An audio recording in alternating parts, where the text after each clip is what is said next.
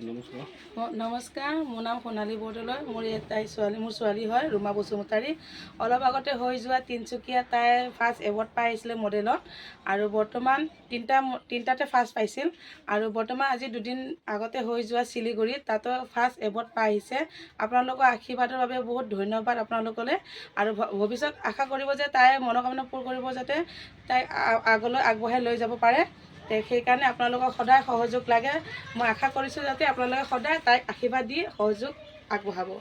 Thank U.